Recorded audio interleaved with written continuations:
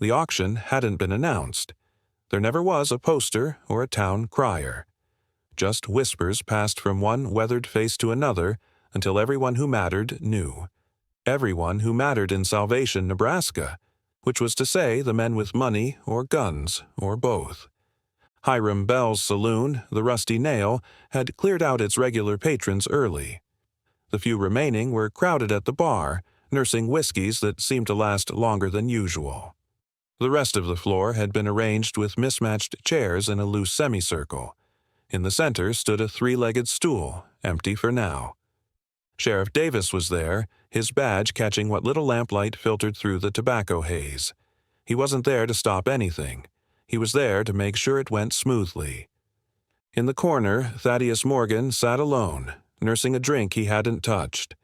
His left hand, the one that still worked right, curled around the glass. The right one stayed beneath the table, gnarled and twisted from the war and the years after. He was 53 but looked 70, with a face mapped by weather and regret, and eyes that never quite focused on what was in front of him. Most days they were looking at ghosts. Morgan had been in town 3 weeks. Nobody knew him, and nobody tried. He took a room above the livery, paid in advance, and spent most days sitting on the single chair outside his door, whittling shapes that resembled nothing in particular. Sometimes he'd walk to the cemetery on the hill and stand there for hours. The locals supposed he was visiting someone, though no one recalled burying anybody who'd know a stranger like him. The doors swung open. Ezra Blackwood strode in, flanked by his usual shadows. 2 men who carried their guns with the casual menace of those who'd used them often. Blackwood owned most of Salvation, including its fear. He nodded at the sheriff and took the center chair directly facing the stool. "Let's get on with it," Blackwood said, his voice rough as gravel. "Some of us have business to attend to." Sheriff Davis nodded and disappeared through a side door. When he returned, he was leading a young woman by the arm.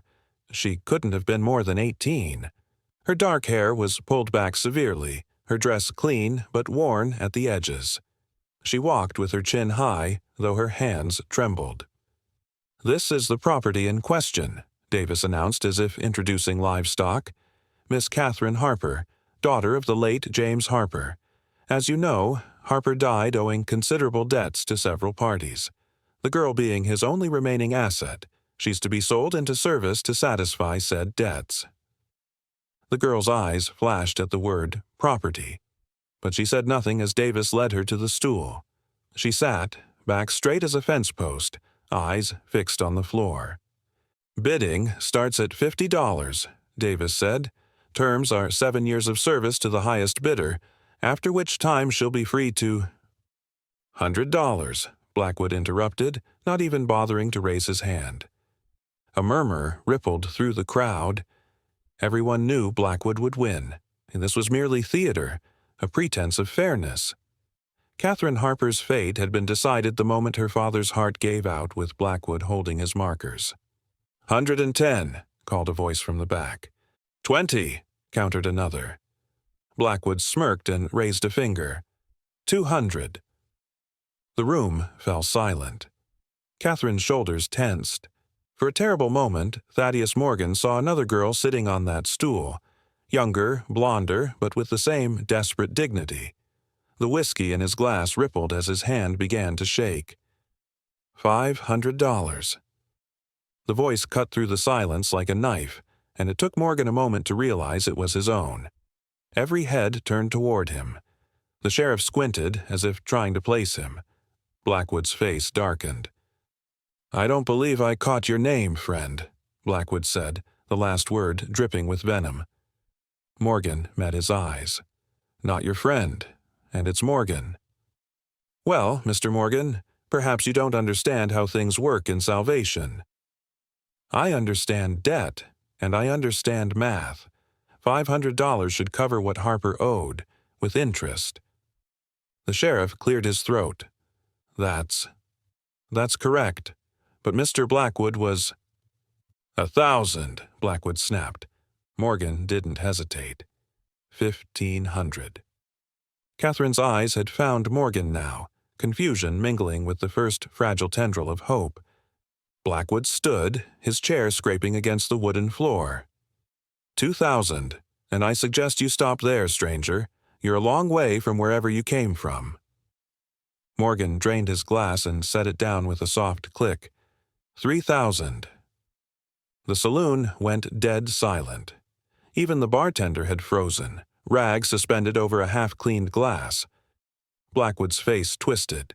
His hand drifted toward his gun, then stopped.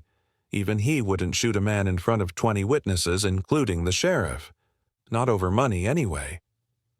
"The girl ain't worth half that," he snarled. "Then I reckon you won't mind losing her." Sheriff Davis looked between the two men, then at Catherine, who was watching with wide, disbelieving eyes.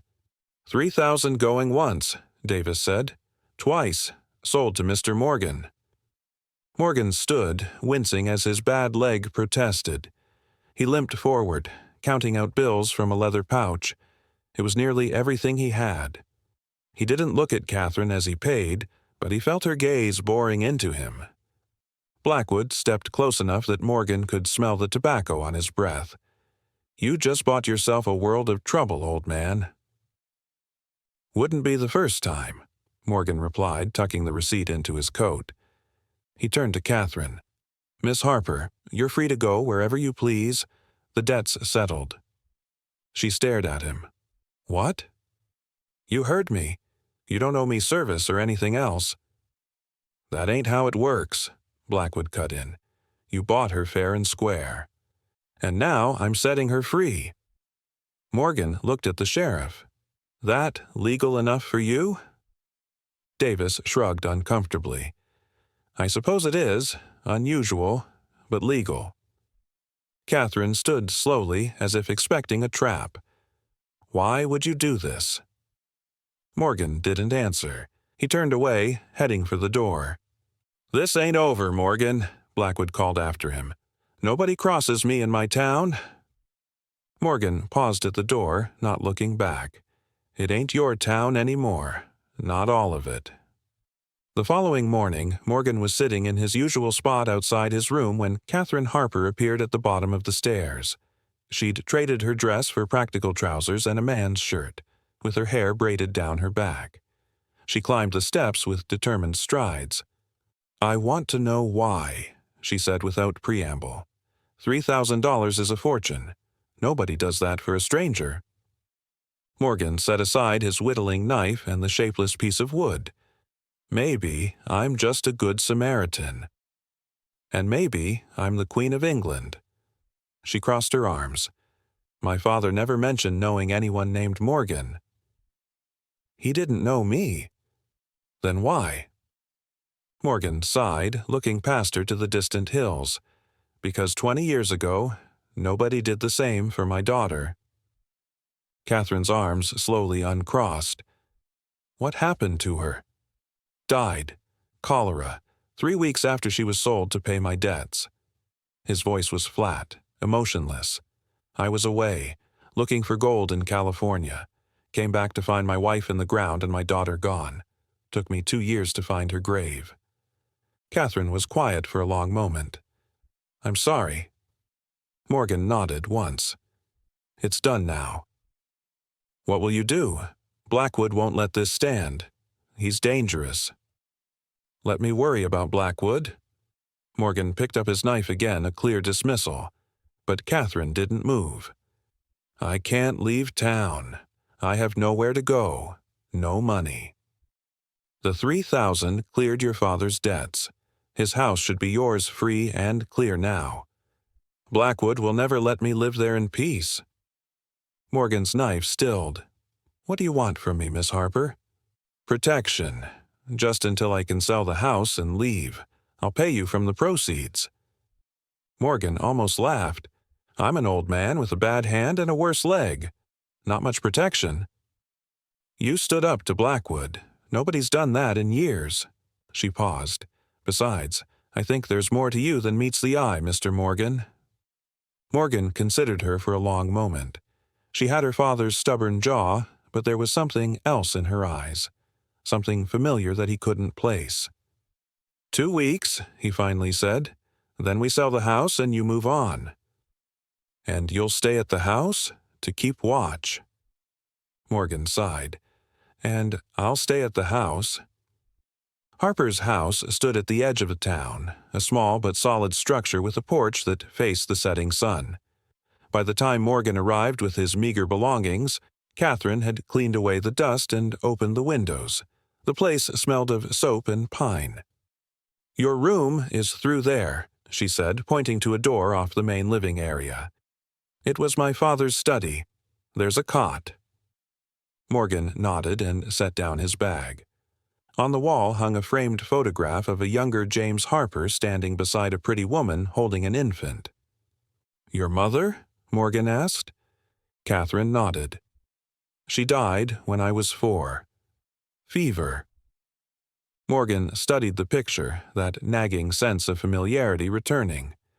"Your father never remarried?" It was just us."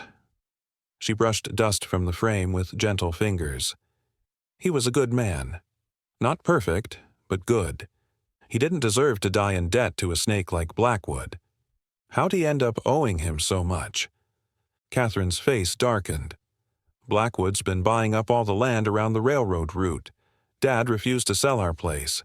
Suddenly all his loans got called in at once. Every business in town denied him credit. His horses started dying. Poison, though we couldn't prove it. He took loans from Blackwood just to keep us afloat." She shook her head. It was a trap from the start. Morgan was quiet for a moment. "Your father stood his ground. For all the good it did him." Catherine turned away. "I'll make some supper." That night, Morgan sat on the porch watching the stars emerge. His war-damaged hand throbbed with the coming rain, and old memories surfaced with the pain. He'd been running for so long, he'd almost forgotten what he was running from. In the distance, he could see the lights of town, including the bright windows of Blackwood's 2-story house on the hill. The man was holding court tonight, judging by the horses tied outside. Planning, no doubt. Catherine joined him, offering a cup of coffee.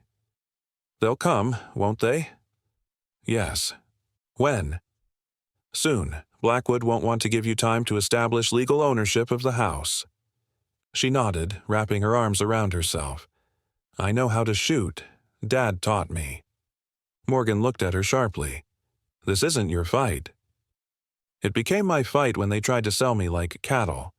Her eyes flashed in the darkness. "I won't be a victim, Mr. Morgan." Morgan recognized the look. It was the same one his Lily had worn when she told him she was keeping their baby. War or no war. The same stubborn determination.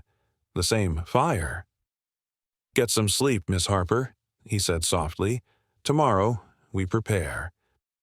Word spread quickly through Salvation that the Harper girl had moved back into her father's house with the stranger who'd outbid Blackwood.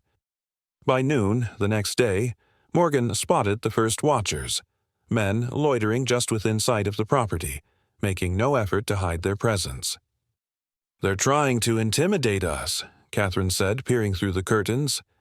"Let them try," Morgan replied, checking the action on his Remington. The revolver was well-worn but meticulously maintained, unlike its owner. That afternoon, Sheriff Davis rode up to the house. Morgan met him on the porch, keeping his bad hand in his pocket. "Afternoon, Morgan," Davis said, not dismounting. "Thought I'd check in on you folks." "We're just fine, Sheriff." Davis nodded, eyes scanning the property. "Blackwood's mighty upset about your interference. Says you cheated him somehow." "Man's a poor loser. He's also the most powerful man in the county." Davis leaned forward in his saddle. "I can't protect you if things go bad." Morgan's smile didn't reach his eyes. "Never asked you to." "The girl deserves better than to be caught in a war." "On that, we agree." Morgan stepped closer.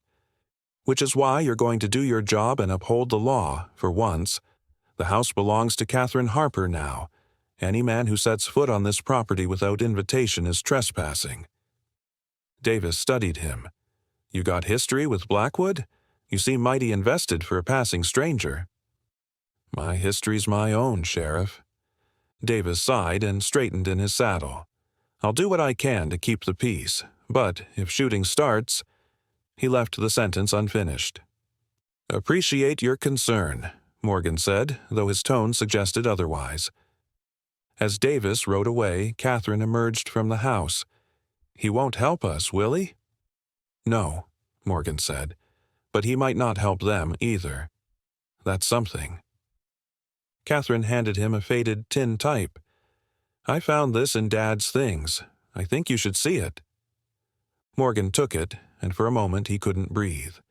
The photograph showed a younger James Harper in uniform, Confederate gray, standing with a group of soldiers, and there, in the back row, was a face he knew all too well, his own, 20 years younger. You served with my father, Catherine said quietly. Morgan stared at the image. Shiloh, he said finally. We were at Shiloh together. He looked up at her. I didn't recognize his name. He went by Jim back then. He never talked much about the war. Smart man. Morgan handed back the photograph. This doesn't change anything. Doesn't it? Catherine's eyes were intense. You said you didn't know my father. I knew a lot of men in the war. Doesn't make us friends. But it makes you comrades. And now you're helping his daughter. She touched his arm. That can't be coincidence. Morgan pulled away. The world's full of coincidences, Miss Harper. Don't read too much into them. But as he walked back to the house, the weight of the photograph stayed with him. Jim Harper. They'd shared rations once, huddled in the rain while the cannons thundered in the distance. Harper had shown him a picture of his wife and newborn daughter. By nightfall, the watchers had withdrawn. The silence felt more threatening than their presence. They'll come tonight, Morgan said as they ate a simple supper. Blackwood's not a patient man? Catherine nodded, her face pale but determined. What do we do? We get ready. Morgan stood, wincing as his bad leg protested. And then we wait. Midnight came and went. Morgan sat by the front window, Remington in his lap, watching the darkness. Catherine dozed in a chair across the room, a shotgun resting against her leg. The moon was setting when Morgan spotted the first movement, shadows detaching themselves from the tree line, moving with purpose toward the house. He counted 6 men, more than he'd expected. Miss Harper, he called softly. She was instantly awake, alert. They're coming. 6 of them. Blackwood's not with them. Morgan checked his revolver one last time.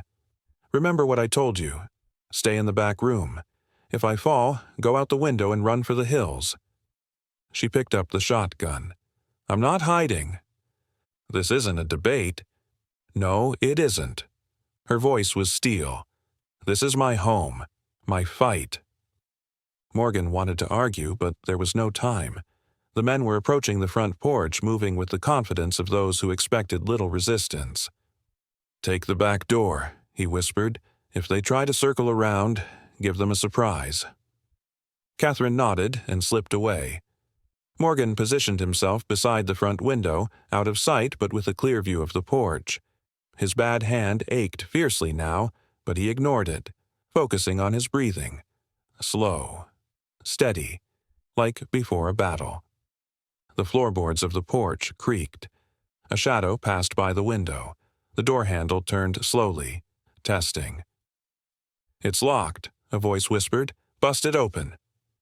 Morgan took a deep breath, drew his gun, waited. The door splintered inward with a crash. 2 men rushed in, guns drawn. Morgan fired twice. The first man went down, clutching his shoulder. The second fired wildly as he dove for cover behind an overturned table. From the back of the house came the boom of the shotgun, followed by a scream. More shots punched through the windows. Morgan ducked as glass showered around him. He counted shots, waiting for the pause that would come when they needed to reload. When it came, he moved. Despite his bad leg, he was quick, muscle memory from 100 fights. He fired at the shapes in the doorway, driving them back, then rolled to a new position as return fire chewed up the floorboards where he'd been. "Morgan!" Catherine's voice called from the back. "Two more coming around the side." He cursed. They were being flanked.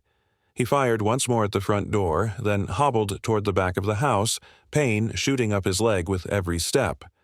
Catherine was crouched by the back door, reloading the shotgun with shaking hands. Morgan could hear footsteps approaching outside. "Get down," he whispered, taking position on the other side of the door. The door burst open. Morgan fired at the first man through, hitting him in the arm. The man stumbled back, cursing. A second figure appeared in the doorway, and Catherine fired the shotgun. The blast caught him in the leg, sending him sprawling. "Fall back!" someone shouted from outside. "The bitch has a scattergun." Gunfire continued from the front of the house, but less coordinated now. Morgan risked a glance out the back window. He could see 3 men dragging their wounded companions toward the trees. "They're retreating," he told Catherine. She nodded, face pale but composed. "Is it over?" Morgan shook his head. "Just beginning." As if to confirm his words, a voice called from the darkness outside. "Morgan! Harper girl! You hear me?" Morgan recognized the voice of Blackwood's foreman, a brute named Decker. "We hear you," Morgan called back. "Boss wants a word with you, Morgan. Tomorrow at noon, middle of town. Come alone or we burn the house down with the girl in it." Catherine's hands tightened on the shotgun. "Don't go. It's a trap." "Of course it is." Morgan checked his ammunition. 2 bullets left. Not enough. "But we can't stay here. They'll come back with more men." "Then we run," she said. "Tonight." Morgan shook his head. "They'll just hunt us down, and Blackwood will take the house anyway." He looked at her. "No, this ends tomorrow. One way or another." "You can't fight them all." "I don't plan to." Morgan holstered his gun. "I plan to fight Blackwood." Catherine stared at him, understanding dawning. "A duel? That's suicide." "Maybe." Morgan began gathering supplies, ammunition, water, bandages. Or maybe it's the only way to break his hold on this town. "Why do you care?" Catherine demanded. "This isn't your town. I'm not your daughter. Why risk your life for us?" Morgan paused, looking at the young woman who reminded him so much of his Lily. "Because 20 years ago, I should have been there for my family. I wasn't. Some debts you can never repay, but you can try to balance the scales." Catherine was quiet for a long moment. Then she picked up a box of shotgun shells. "If you're staying, so am I." Morgan didn't argue. They spent the rest of the night preparing for what morning would bring. Dawn broke over Salvation like a fever. Word of the shootout at the Harper place had spread through town, growing with each telling. By the time Morgan rode down Main Street, windows were shuttered and doors locked. Eyes watched from behind curtains, but no one spoke, no one waved. The silence of a town held hostage by fear. Morgan had left Catherine at the house with strict instructions to bar the doors and shoot anyone who approached. He didn't tell her he'd hidden most of his money under a floorboard in his room, along with a letter naming her as his heir should anything happen to him. It seemed a poor repayment for Jim Harper's unknown kindness all those years ago, but it was all he had to give. Sheriff Davis intercepted him outside the general store. "This is madness, Morgan. Blackwood's got half the county in his pocket." "Then it's time somebody emptied those pockets." Morgan dismounted stiffly, his bad leg nearly buckling beneath him. Davis lowered his voice. "I got a telegraph from Carson City yesterday. Asked about a Thaddeus Morgan." He studied Morgan's face. "They were mighty interested to hear you're here." Morgan betrayed no reaction. "That's so." "Said you used to be a lawman yourself. Said you hunted down the Sutter gang single-handed after they murdered your family." Davis eyed Morgan's crippled hand. "That? How you got that?" "Ancient history." "Not to Blackwood it won't be. once he finds out who he's dealing with. Morgan finally met Davis's eyes. Then make sure he doesn't find out until it's too late. Davis hesitated, then nodded once. What's your play here, Morgan? Justice, long overdue. Justice, Davis repeated as if tasting the word. Been a while since we had that in Salvation. Then it's about time it came back. Morgan checked the position of the sun. Nearly noon. You might want to get the undertaker ready. One way or another, somebody's not seeing sunset. The saloon was packed by the time Morgan pushed through the swinging doors. Unlike yesterday, there was no forced quiet, no pretense of civility. Men crowded the bar and tables, drinking and placing bets. In the center of the room stood Blackwood, flanked by his remaining gunmen. His face darkened when he saw Morgan. Thought you might not show, old man, Blackwood called. Figured you'd run with your tail between your legs. Morgan limped forward, stopping 10 feet from Blackwood. The crowd fell silent. I'm here, Morgan said simply. Let's finish this. Blackwood smirked. Eager to die? I admire that. He gestured around the room. But first, I wanted you to see what you're up against. Every man in this room works for me. The sheriff works for me. This whole town belongs to me. Morgan didn't bother looking around. You talk too much. A flash of anger crossed Blackwood's face. You think you can waltz in here and change things? Men like you are relics, Morgan. The frontier's dying. It belongs to men like me now. Men with money and connections. Men who sell young women to pay their father's debts. Morgan's voice was quiet, but it carried to every corner of the room. Blackwood's eyes narrowed. Harper owed me. The girl was collateral. She's a human being. She's property, Blackwood snapped. Just like this town, just like you'll be once I put you in the ground. Morgan shook his head slowly. You still don't understand. This isn't about the girl, or the house, or even about you, Blackwood. It's about them. He nodded toward the crowd. It's about what happens when good people do nothing because they're afraid. For the first time, uncertainty flickered across Blackwood's face.